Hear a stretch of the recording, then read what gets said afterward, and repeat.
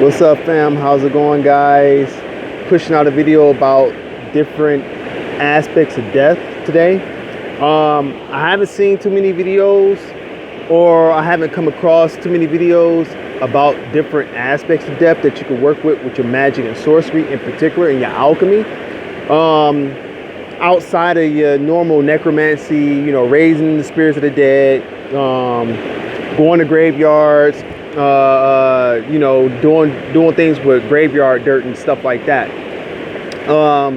So this is going to be a quick video, excuse me, to give you guys a few different ideas of how you can actually cultivate particular aspects. Okay, so you have many different aspects of death outside of your general purpose of the gateway, right?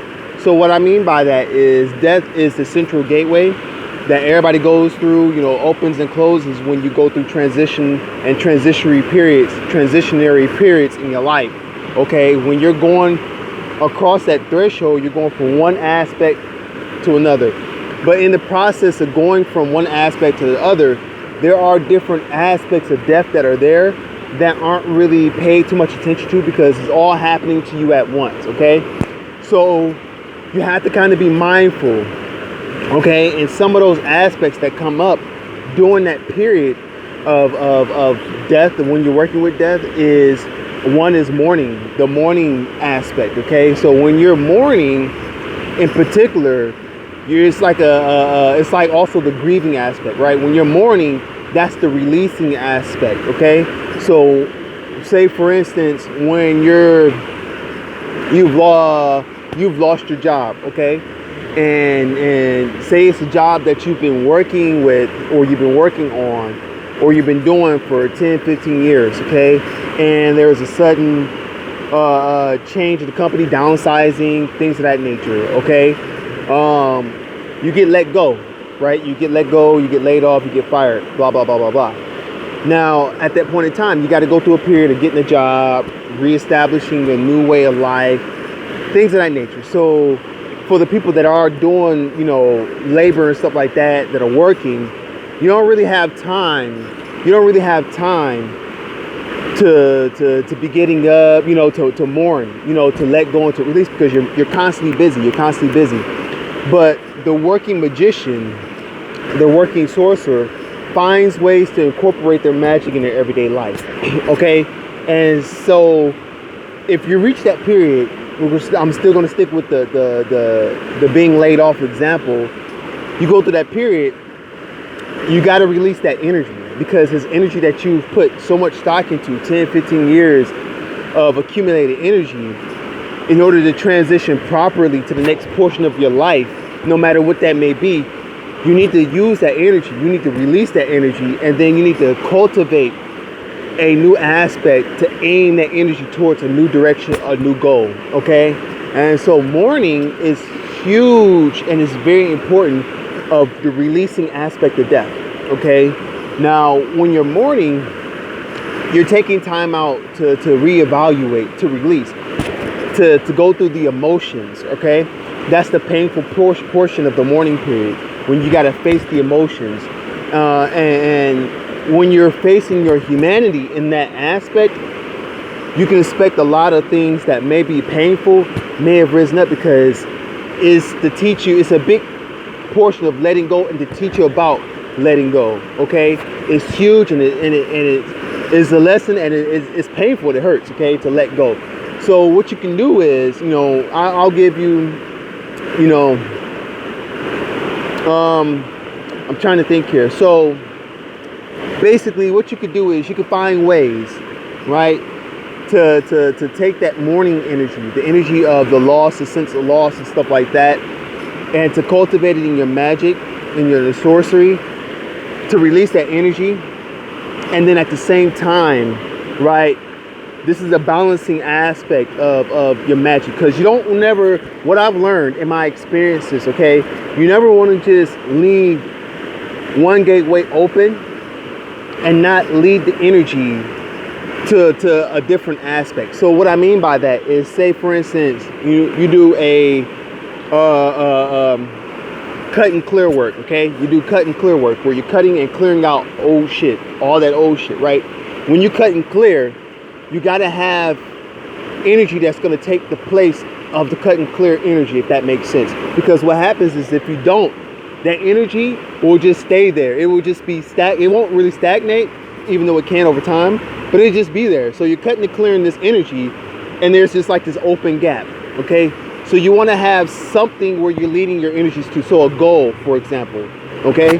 So with the morning energy, when you're releasing that energy, you want to have a refreshing energy. You want to have like a fresh start energy that you're going to guide and lead your direction towards, your motivation, your thoughts, and your work towards, your energy towards. That way, when you get through going through your morning period, you have brand new, fresh, refreshed energy to start the wheel, you know what I'm saying, to get the momentum going, so to speak. So the morning period is one big period. We can use that to let go. There are many different aspects. There's the grieving aspect, to where you sit and basically it's like forcing yourself to face, that loss, that sense of loss. So the morning is the releasing energy of death. The grieving period is the basically you stop, you recognize, and then you release, okay? And there's the silent period of death. That period as an energy in itself is a reevaluation. It's a going inward energy. So you can kind of go inwards and meditate. It's more of a meditative energy. And so I'll stop there with just those three aspects. But there are many different aspects, that you can utilize in your magic, especially death and necromancy. That morning energy, though, folks, that energy is really, really needed, and it's very potent and very powerful when you want to cut and release energies, and you want to dig deep and dig with the pain. You want to deal with the pain of whatever it is that you may have tied onto and held onto. Now, you don't want to stay in the morning period for too long, because that will suppress your energies. That will start to depress your energies, because going through a morning period, it goes deep, it digs deep, right? It's a downward pulling energy, but it's easy to get caught up there. That's why I say you want to have two aspects. When you're mourning, you want to mourn, but you also want to have a refreshing, life-giving energy, basically. So you want to have the death aspect of your magic, and you want to have the life aspect of your magic. So think of two different ways that you can balance it out. You always want to balance your magic out, folks. Never stick with just one side and leave the gate open. And, you don't really direct the energies to a balancing goal or a balancing act or a balancing way, okay? So, and always close your gates. Close your motherfucking gates, man. I'm telling you, and that goes for any spiritual work, any magical working that you're doing. You don't want to just do the work, leave the gates open, unless you're doing it purposely, okay? If you're doing it purposely, if you're path working energies and you're going from one spirit, one deity to the next, cultivating these things within yourself along the same path working, like for example, the Nectameron, right? Even though the Nectameron is a gate opening path working system that can be created within yourself, that you can actually work through, you could close each gate after each spirit, right? But if you keep the gate open, which is what I normally do, you're kind of building upon the last spirit's energy, and you're adding to the final accumulation of the energy. And then after the final spirit that you're working with, then you close it off. That's one way you can make it a line of path working energy. But then you can also close the gate between each spirit. Hopefully that makes sense, right? Open the gate, close the gate, open the gate, close the gate. And you do that throughout the whole entire path working until you get the whole entire path working system down.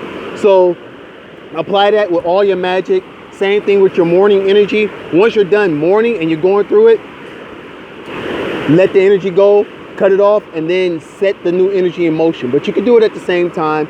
Experiment with it. See what works for you. These are a few ideas. I'll come through and give you guys more ideas on how to work with death outside of your normal death aspect. You know what I'm saying? There's many different ways that you can work with death. Death is a very powerful energy. I love working with death. It's great for pushing your purpose through, to cleanse, to purify yourself, and to move through. Okay, so use this, experiment with it, see how you guys go, see how it goes, and yeah, I'll see you guys on the other side. Peace.